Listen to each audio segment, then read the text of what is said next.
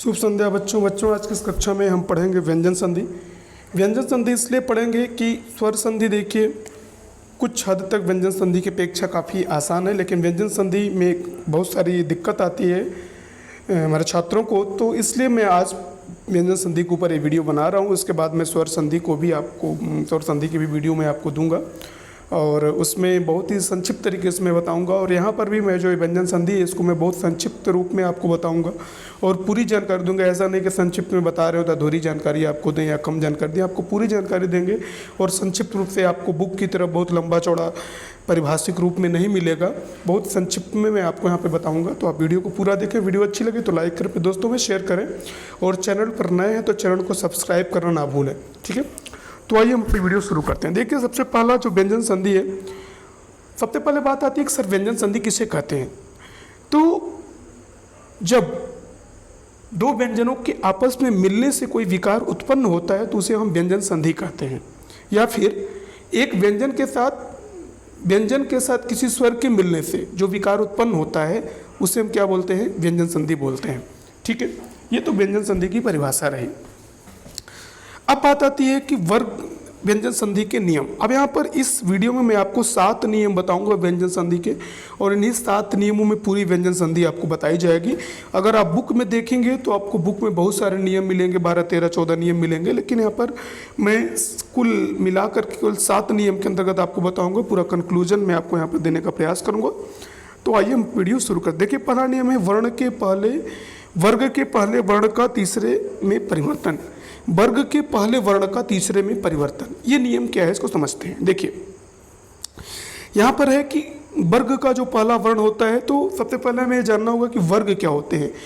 तो पांच वर्णों का जो समूह होता है उसे हम वर्ग कहते हैं। जैसे क, ख, ग, घ, अंग। अब क, ख, ग, घ, अंग ये 5 वर्ण मिल करके एक वर्ग का निर्माण करते हैं जिसका नाम है क वर्ग। क्या है, क वर्ग, इसे क वर्ग कहते हैं। उसी तरीके से च, छ, ज, झ, इय।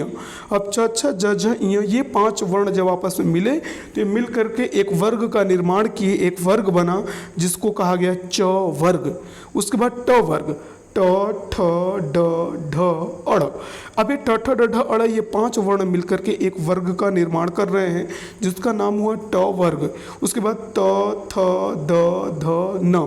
अब यहाँ पे त, थ, द, ध, न ये 5 वर्ण मिलकर के एक वर्ग बनाते हैं जिसका नाम होता है त वर्ग।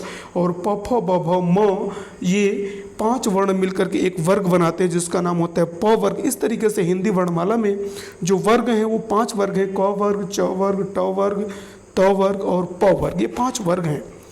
तो इन्हीं को हम वर्ग बोलते हैं। इस वर्ग में जो व्यंजन आते हैं इनको हम वर्गीय व्यंजन भी बोलते हैं, ठीक है। तो यहाँ पर हम देखते हैं कि प्रत्येक वर्ग का जो पहला अक्षर, जैसे क वर्ग का पहला अक्षर क हो जाएगा, च वर्ग का पहला अक्षर च हो जाएगा, ट वर्ग का पहला अक्षर ट हो जाएगा, त वर्ग का पहला अक्षर त हो जाएगा और प वर्ग का पहला अक्षर प हो जाएगा। तो क, च, ट, त, प। देखिए क, च, ट, त, प प्लस तीसरा चौथा, 3, 4 लिखने का मतलब यहाँ है ये है कि क, च, ट, त, प के बाद किसी वर्ग का तीसरा या चौथा वर्ण आए या फिर अंतस्थ व्यंजन। अंतस्थ व्यंजन में य, र, ल, व ये अंतस्थ व्यंजन है। या य, र, ल, व में से कोई व्यंजन आए, ठीक है, या फिर कोई स्वर आए तो वहाँ पर क, च, ट, त, प किस में बदल जाएंगे, ये क, च, ट, त, प अपने ही वर्ग के तीसरे वर्ण में बदल जाएंगे। अर्थात क ग में बदल जाएगा, च ज में बदल जाएगा, ट ड में बदल जाएगा, त जो है द में बदल जाएगा और प जो है वो ब में बदल जाएगा। ये व्यंजन संधि का पहला नियम है। अब इस पर हम कुछ उदाहरण देख लेते हैं। देखिए जैसे वाक प्लस ईस, वाक प्लस इस। अब यहाँ पर देखिए वाक प्लस इस, अभी आपने क्या नियम पढ़ा कि क, च, ट, त, प के बाद किसी वर्ग का तीसरा या चौथा वर्ण आए या कोई अंतस्थ व्यंजन आए यानी य, र, ल, व या फिर कोई स्वर आए तो वहाँ पर जो क, च, ट, त, प है वो किस में बदल जाएगा, वो क्रमशः ग, ज, ड, द, ब में बदल जाएगा। अब यहाँ पर देखिए वाक प्लस इस, वागिस हुआ। अब यहाँ पे क आ गया, देखिए क के बाद क्या आ गया, ये स्वर, ई जो है ये स्वर है। तो जब क के बाद यानी क च ट त प के बाद अगर कोई स्वर आएगा तो किस में बदलेगा, वो अपने ही वर्ग के तीसरे वर्ण में बदल जाएगा। यानी यहाँ पर क किस में बदल गया, ग में बदल गया। और यहाँ पर जो शब्द बना वो क्या बन गया, वागीश। परिवर्तन क्या हुआ, परिवर्तन ये हुआ कि जब किसी भी व्यंजन से कोई स्वर यहाँ पे मिला तो वो अपने ही वर्ग के तीसरे वर्ण में परिवर्तित हो गया। ठीक है, तो यहाँ पर बन गया वागीश। ठीक है, उसी तरीके से अगला देखिए, दिक् प्लस गज बराबर दिग्गज। अब यहाँ पर भी देखिए क आया तो क किस में बदल गया, ग में बदल गया। ठीक है, अब यहाँ पर देखिए क के बाद ये ग आ गया। ठीक है, ग आ गया तो ग जो है वो क्या है, क वर्ग का तीसरा व्यंजन है, तीसरा वर्ण है। क वर्ग का तीसरा वर्ण है या तीसरा व्यंजन है आप कह सकते हैं। तो क वर्ग का तीसरा वर्ण है ग, तो या तो फिर कोई तीसरा चौथा वर्ण मिले उसके साथ, या फिर कोई स्वर मिले या कोई अंतस्थ व्यंजन मिले। इन सभी स्थितियों में वह क जो है वो ग में परिवर्तित होगा। ठीक है, तो यहाँ पर हो जाएगा दिग्गज। अगला उदाहरण देखिए, सत प्लस वाणी। अब यहाँ पे देखिए त है, क्या है, त, यानी त वर्ग का पहला वर्ण त है। अब इसके बाद वो आ गया। अब यर ल व, यर ल व में से वो आ गया तो वो क्या है, एक अंतस्थ व्यंजन है। तो अभी आपने देखा कि अगर क च ट त प के बाद कोई अंतस्थ व्यंजन आता है या फिर किसी वर्ग का तीसरा चौथा वर्ण आता है या कोई स्वर आता है तो किस में बदलता है, अपने ही वर्ग के तीसरे वर्ण में बदल जाता है। तो यहाँ पर त है, देखिए त के साथ वो आ गया, वो जो है एक अंतस्थ व्यंजन है वो यहाँ पर। तो त के साथ जब वो मिला तो यहाँ पे हो जाएगा सदवाणी। क्या हो जाएगा, सदवाणी, यानी त द में बदल जाएगा। ठीक, उसके बाद देखिए अगला है सप प्लस द। अब यहाँ पे सप प्लस द है, देखिए सप यहाँ पे प है, प वर्ग का पहला व्यंजन प है, पहला वर्ण जो है वो प है। ठीक है, अब यहाँ पर उसके बाद देखिए द आ गया, यानी प ही वर्ग का तीसरा वर्ण जो है वो क्या है, सॉरी त वर्ग का तीसरा वर्ण जो है वो द है, त थ द। तो ये त वर्ग का तीसरा वर्ण क्या है, द है, और ये प वर्ग का पहला वर्ण क्या है, प है। तो यानी प वर्ग के साथ जब किसी भी यानी कि हाँ किसी वर्ग का तीसरा चौथा वर्ण आएगा तो प किस में बदल जाएगा, अपने ही वर्ग के तीसरे वर्ण में बदल जाएगा। यानी प वर्ग का जो तीसरा वर्ण है वो ब है, तो यहाँ पर क्या हो जाएगा, शब्द हो जाएगा। क्या हो जाएगा, शब्द। यानी यहाँ प जो है वो ब में बदल गया। प जब द से मिला तो किस में बदल गया, ब में बदल गया। इस तरीके से ये आपका जो है वो पहला नियम है, वर्ग के पहले वर्ण का तीसरे में परिवर्तन। उम्मीद करते हैं आपको समझ में आ रहा होगा। अगर किसी छात्र को कोई भी समस्या है, इसके बाद भी चीज़ें नहीं समझ में आती हैं, तो आप मुझे कमेंट करके ज़रूर बताएं, मैं आपकी समस्या का समाधान करने का पूरा प्रयास करूंगा। ठीक है, उसके बाद देखिए हम दूसरा नियम देखते हैं। नियम 2, वर्ग के पहले वर्ण का पांचवें में परिवर्तन। वर्ग का जो पहला वर्ण है वो पांचवें वर्ण में कब परिवर्तित होगा, उसके हम नियम देखेंगे। यहाँ पर देखिए नियम इसके लिए है, जब क च ट त प ये जो 5 वर्ग हैं इनके बाद न या म आए तो क अंग में परिवर्तित हो जाएगा, च जो है इयो में हो जाएगा, ट जो है ड़ में हो जाएगा, बदल जाएगा, त जो है न में बदल जाएगा, और प जो है वो म में बदल जाएगा। ठीक है, उदाहरण देखिए, जैसे वाक प्लस मय बराबर वांगमय। अब यहाँ पे देखिए क आ गया, क आ गया, क च ट त प के बाद क्या आएगा, अगर न या म आता है, न आए या म आए, तो यहाँ पर देखिए क के बाद म आ गया है, तो अब एक क किस में बदल जाएगा, अपने ही वर्ग के पांचवें वर्ण में बदल जाएगा। यानी क वर्ग का जो पांचवा वर्ण है वो अंग होता है, क ख ग घ अंग, तो अंग में ये क यहाँ पे अंग में बदल गया। ठीक है, उसके बाद अगला देखिए सट धन मास। अब यहाँ पे देखिए ट आ गया, ये पहला वर्ण क्या है, ट। अब ट वर्ग का जो पांचवा वर्ण है वो क्या है, अड़ है। क्या है, अड़ है। तो सट और मास यानी सट के ट के बाद जब यहाँ पे म आ गया, क्या आ गया, म आ गया, यानी क च ट त प के बाद अगर न या म आएगा तो जो क च ट त प है वो अपने ही वर्ग के पांचवें वर्ण में परिवर्तित हो जाएगा। जैसे यहाँ पे ट है तो ट वर्ग का पांचवा वर्ण क्या है, ड़ है, तो यहाँ पर जो ट है वो ड़ में बदल जाएगा, और यहाँ पर जो शब्द बनेगा वो बनेगा सड़मास, सड़मास। अगला एग्जाम्पल देखिए, जगत प्लस नाथ। अब यहाँ पे देखिए त है, त वर्ग का पहला व्यंजन त है, और उसके बाद यहाँ पे न आ गया, यानी म या न आए, तो अब यहाँ पे जब न आ गया त थ द ध न, त वर्ग का ये पांचवा व्यंजन है न, तो अब ये त किस में परिवर्तित हो जाएगा, अपने ही वर्ग के पांचवें वर्ण में परिवर्तित हो जाएगा, यानी त वर्ग का जो पांचवा वर्ण है वो न है, तो यहाँ पर ये हो जाएगा जगन्नाथ, यानी त न में परिवर्तित हो जाएगा। तो इस तरीके से क च ट त प के बाद अगर न या म आता है तो वो न या म उसी वर्ग के पांचवें वर्ण में परिवर्तित हो जाता है। जैसा कि आपने ये 3 उदाहरण देखे, ऐसे बहुत सारे उदाहरण हैं, ठीक है। लेकिन यहाँ पर मैंने आपको बस समझाया है, समझाने का प्रयत्न किया है, उदाहरण बहुत ज़्यादा नहीं दिए हैं, उदाहरण तो आपको कहीं भी मिल जाएंगे। यहाँ पर सबसे बड़ी बात है आपको समझना, कॉन्सेप्ट समझना बहुत बड़ी बात है, ठीक है। तो अब हम चलते हैं अगले नियम पर, तीसरे नियम पर। देखिए हमारा 2 नियम कंप्लीट हुआ, उम्मीद करते हैं आपको समझ में आ रहा होगा। तीसरा नियम देखिए, तीसरा नियम हमारा क्या कहता है कि म का अनुस्वार में परिवर्तन, म अनुस्वार में कब बदल जाता है। म के बाद कोई स्पर्श व्यंजन हो तो म उसी वर्ग के पंचम वर्ण या अनुस्वार में बदल जाता है। इसमें म से संबंधित देखिए 2 नियम है। पहला नियम है कि म के बाद अगर कोई स्पर्श व्यंजन है, स्पर्श व्यंजन क्या होते हैं, तो क वर्ग, च वर्ग, ट वर्ग, त वर्ग, प वर्ग, ये पांचों वर्ग जो है ये स्पर्श व्यंजन है, ठीक है। इनको हम स्पर्श व्यंजन बोलते हैं, ठीक है। तो म के बाद कोई स्पर्श व्यंजन हो तो म उसी वर्ग के पंचम वर्ण या अनुस्वार में बदल जाता है। जैसे एग्जाम्पल देखिए, अब एग्जाम्पल यहाँ पर क्या है, देखिए जैसे अहम प्लस कार, एग्जाम्पल है यहाँ पर अहम प्लस कार। अब यहाँ पे म देखिए आ गया, म के बाद कोई स्पर्श, अब यहाँ पे क जो है ये क्या है, स्पर्श व्यंजन है। क क्या है, स्पर्श, यानी म के बाद जब ये क स्पर्श व्यंजन आया तो ये म किस में बदल जाएगा, क, यानी उसी वर्ग का, यानी क वर्ग का जो पंचमाक्षर है वो अंग है, तो ये अंग में बदल जाएगा, तो ये हो जाएगा अहंकार। या फिर ये अनुस्वार में भी बदल सकता है, अनुस्वार में बदलेगा तो ये ऊपर हो जाएगा अहंकार, यहाँ पर ये बिंदी लग जाएगी। तो इसका परिवर्तन उसी वर्ग के पंचम वर्ण या अनुस्वार में बदल जाता है। दोनों तरीके से इसका परिवर्तन होता है, ठीक है, और दोनों ही ये सही है, ठीक है। अहम प्लस कार बराबर अहंकार, और इस अहंकार को हम इस तरीके से भी लिखेंगे। लेकिन यहाँ पर जो आपके नियम के अनुसार जो एग्जाम्पल है वो नियम के साथ एग्जाम्पल, ये सेकंड वाला एग्जाम्पल है कि जो क है वो अपने ही वर्ग के पांचवें वर्ण में परिवर्तित हो जाएगा, अर्थात म के साथ जब एक क मिला तो म किस में परिवर्तित हो गया, अंग में परिवर्तित हो गया, जो आप यहाँ देख रहे हैं। दूसरा उदाहरण देखिए, किम धन चित। अब यहाँ पर देखिए म आ गया, यहाँ पर भी म आया और च आ गया। अब म के साथ जब च मिलेगा तो क्या होगा, च वर्ग का जो पांचवा व्यंजन है वो य है, तो वो किस में परिवर्तित हो जाएगा, य में परिवर्तित हो जाएगा, अर्थात हो जाएगा किंचित। क्या हो जाएगा, किंचित।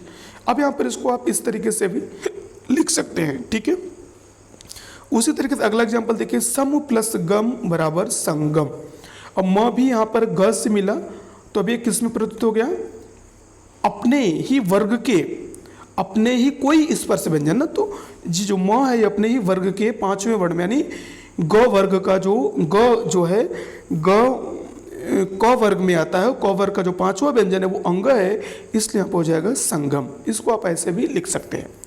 समधन कृत संस्कृत। अब यहाँ पर देखिए संस्कृत में यहाँ पर यह नियम लागू नहीं होगा, तो यह क्या है, अपवाद स्वरूप है, यह नियम से अलग है, इसलिए इसको अपवाद में रखा गया है, ठीक है।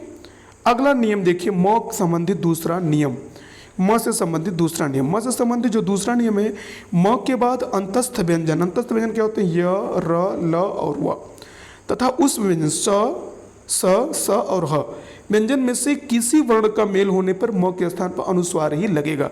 लेकिन जो दूसरा नियम है, दूसरा नियम ये कह रहा है कि अगर म के बाद कोई अंतस्थ व्यंजन है, यानी य, र, ल, व है, या फिर स, ख, स व्यंजन है, तो वहाँ पर किसी भी वर्ण का मेल होने पर म के स्थान पर केवल अनुस्वार ही लगेगा, वहाँ पर पंचमाक्षर नहीं होगा। जैसे उदाहरण देखिए, उदाहरण में आपको यहाँ दे रहा हूँ, जैसे सम प्लस योग बराबर समयोग। अब यहाँ पर देखिए म है तो म किस में बदल गया, अनुस्वार में बदल गया। सम प्लस वाद बराबर संवाद, यहाँ पर भी म जो है देखिए यहाँ पर स के ऊपर अनुस्वार में बदल गया। समधन हार बराबर समहार, यहाँ पर भी देखिए म जो है ये अनुस्वार के रूप में ऊपर लग गया। समधन सार बराबर समसार, तो यहाँ पर भी देखिए म जो है वो जब स से मिला तो ये अनुस्वार के रूप में यहाँ लग गया। अगला देखिए, समधन रचना बराबर संरचना, यहाँ पर भी वही है। समधन वत बराबर समवत, यहाँ पर भी देखिए वही है। और समधन लग्न बराबर समलग्न, यहाँ पर भी म जो है वो अनुस्वार में परिवर्तित हो रहा है, ठीक है। तो ये म से संबंधित दो नियम थे। उम्मीद करते हैं आपको समझ में आ रहा होगा। अगर किसी भी छात्र को या किसी भी को जो इस मेरी वीडियो देख रहा है, आप लोगों को अगर कोई समस्या आती है तो आप कमेंट करके बताएं, मैं आपकी समस्या का समाधान करने का प्रयास करूंगा। वीडियो कैसी लगी ये भी आप ज़रूर बताएं, वीडियो आपको कैसी लगी, ठीक है। तो आगे हम चलते हैं। अब इसमें नोट है, देखिए इसमें वर्ण विच्छेद करते समय सम उपसर्ग रहता है। इस तरह के जो शब्द होंगे आपको इसमें, जब भी आप म के दूसरे वाला जो नियम है इसमें जब आप वर्ण विच्छेद करेंगे तो इसमें सम उपसर्ग जरूर रहेगा, ठीक है। तो यहाँ तक आपको समझ में आएगा, उम्मीद करते हैं 3 नियम। अब हम इसके बाद अगला चलते हैं चौथा नियम। देखिए हमारा जो चौथा नियम है वो है त संबंधी नियम। त संबंधी नियम में क्या होता है, देखिए अब यहाँ पर बात आती है कि त के बाद अगर च छ आता है तो किस में बदलेगा, च में बदलेगा। त के बाद अगर ज झ आता है तो ज में बदल जाएगा। त के बाद अगर ट ठ आता है तो ट में बदल जाएगा। त के बाद अगर ड ढ आता है तो ड में बदल जाएगा। त के बाद अगर ह आता है तो आधा द और ध में बदल जाएगा। त के बाद अगर श आता है तो च छ में बदल जाएगा, ठीक है। अब हम एक एक एग्जाम्पल देके देखते हैं और आपको समझाने का प्रयत्न करते हैं। देखिए सत धन चरित्र बराबर सच्चरित्र। अब यहाँ पर देखिए त है, त के बाद ये च आ गया तो ये त किस में परिवर्तित हो गया, च में परिवर्तित हो गया और हमारा हो गया सच्चरित्र आधे च में। सत धन जन बराबर सज्जन। अब त के बाद यहाँ पर देखिए जब ज आ गया तो ये त किस में परिवर्तित होगा, आधे ज में परिवर्तित हो जाएगा, जैसा कि आपने यहाँ पर देखा ये नियम। उसके बाद तत् प्लस टीका। अब त के बाद देखिए ट आ गया तो ट किस में परिवर्तित होगा, ट में ही होगा परिवर्तित, तट टीका हो जाएगा यहाँ पर, ठीक है। त के बाद अगर ट ठ आता है तो ट में परिवर्तित हो जाता है, यहाँ पे तट टीका हो जाएगा। उसी तरीके से उत धन डयन। अब त के बाद यहाँ पर देखिए ड आ गया तो त के बाद जब ड आ गया तो त किस में परिवर्तित होगा, ड में परिवर्तित हो जाएगा, उड्डयन हो जाएगा। पत धन हति। अब यहाँ पर देखिए त के बाद जब ह आ गया तो ये किस में परिवर्तित होगा, ये द और ध में परिवर्तित होगा और यहाँ हो जाएगा पद्धति और त द ध में परिवर्तित हो जाएगा। इस तरीके से अगला देखिए त के बाद अगर श आता है, सत धन शास्त्र बराबर सच्छास्त्र, सच्छास्त्र, तो यहाँ पे त जो है वो चच में परिवर्तित हो जाएगा, ठीक है। तो इस तरीके से त संबंधी कुछ नियम थे जो मैंने आपको यहाँ पर बहुत संक्षिप्त में बताया। अगर आप किसी भी किताब में देखेंगे हिंदी व्याकरण की बुक में तो काफ़ी लंबा चौड़ा नियम है, आपको समझने में कुछ समस्या हो सकती है, लेकिन यहाँ पर उम्मीद करते हैं कि आपको अच्छे से समझ में आ रहा होगा। यहाँ पर मैंने एक निचोड़ एक सार देने का प्रयास किया है, ठीक है। अगला देखिए, अगले नियम की ओर हम चलते हैं, छ संबंधी नियम। छ संबंधी नियम में क्या है कि यहाँ पर देखिए किसी स्वर के बाद छ आए तो छ से पूर्व च जुड़ जाता है। किसी स्वर के बाद छ आए तो छ से पूर्व, किसी स्वर के बाद छ आए तो छ से पूर्व च जुड़ जाता है। जैसे वि धन छेद बराबर विच्छेद। अब यहाँ पर देखिए वी है, व में ई स्वर आया हुआ, कौन सा स्वर, ई आया हुआ है, ये छोटी ई आया हुआ है और छोटी ई के साथ अगर छ मिला तो ये छोटी ई किस में बदल गया, च में बदल गया, आधे च में। और यहाँ पर जो शब्द बना हुआ हो गया विच्छेद, छ से पूर्व ई की मात्रा है और ये छ में बदल गया। उसी तरीके से आ प्लस छादन बराबर आच्छादन, स्वधन छंद बराबर स्वच्छंद, वृक्ष धन छाया बराबर वृक्ष छाया। तो कहने का मतलब किसी भी स्वर के बाद अगर छ आता है तो छ किस में परिवर्तित हो जाएगा, च में परिवर्तित हो जाएगा, ठीक है। उम्मीद करते हैं आपको समझ में आ रहा होगा। अगला देखिए परिवर्तन है न का ड़ में परिवर्तन। न कब ड़ में परिवर्तित हो जाता है, न कब ड़ में परिवर्तित हो जाता है, इसको हम इसमें देखेंगे। अगला देखिए नियम, री र स। री के बाद र के बाद और षटकोण के स के बाद कोई स्वर या क प वर्ग से कोई व्यंजन अनुस्वार तथा य व ह में से कोई व्यंजन आए तो न ड़ में बदल जाता है।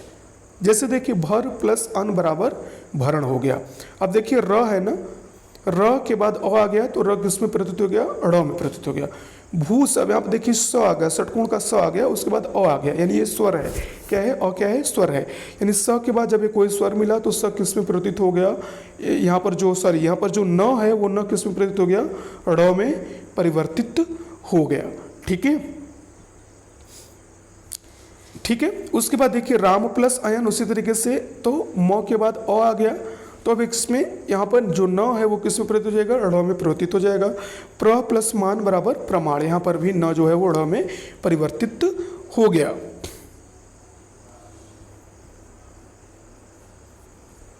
ठीक है। तो ये था हमारा छठवां नियम। अगला है लास्ट और अंतिम नियम, है हमारा सातवां नियम है। इसमें देखिए हम आपको बताएंगे, एक मिनट हम थोड़ा सा आगे बढ़ते हैं और ये सातवां नियम है और अंतिम नियम है। यहाँ पर देखिए, यदि स से पहले आ को छोड़कर कोई स्वर आए तो स का स हो जाता है, यानी तालव्य स का मूर्धन्य स हो जाता है। जैसे अभिधनसेक बराबर अभिषेक। अब यहाँ पर देखिए अभी शब्द में भ में छोटी ई की मात्रा हुई है, यानी छोटी ई स्वर है, और इसके बाद ये तालव्य स है, तो ये षटकोण वाले स में परिवर्तित हो गया और हो गया अभिषेक। निधन सेद, अब न में भी देखिए छोटी ई की मात्रा लगी हुई है, ये छोटी ई की मात्रा यहाँ पर ऐसे लगी हुई है, और इसके बाद ये दंत स मिला, ये भी देखिए दंत स है, तालव्य स नहीं है, क्षमा करिएगा, बाय मिस्टेक हो गया, क्षमा चाहते हैं। तो ये दंत स है और ये भी दंत स है, यानी किसी भी स्वर के बाद अगर न या फिर दंत स से पहले कोई स्वर आए न, आ को छोड़कर कोई भी स्वर आए, तो वहाँ पर जो दंत स है वो षटकोण वाले स में परिवर्तित हो जाएगा, तो यहाँ पर निषेध हो जाएगा। विधन सम बराबर विषम, सुधन सुप्ति बराबर सुसुप्ति। तो ये नियम था कि स से पहले आ को छोड़कर, और आ स्वर को छोड़ करके कोई भी स्वर अगर आता है तो वहाँ पे तालव्य स का षटकोण स में वो बदल जाता है। तो उम्मीद करते हैं आपको समझ में आया होगा, और आज के लिए इतना ही। मिलते हैं अगली वीडियो में, तब तक के लिए जय हिंद जय भारत। वीडियो अच्छी लगी हो तो एक बार आपसे जरूर कहेंगे कि आप इसको लाइक कर दें, अपने दोस्तों में शेयर कर दें, चैनल पर नए हैं तो चैनल को सब्सक्राइब कर दें, और कमेंट करके जरूर बताएं वीडियो आपको कैसी लगी। मिलते हैं अगली वीडियो में, जय हिंद जय भारत।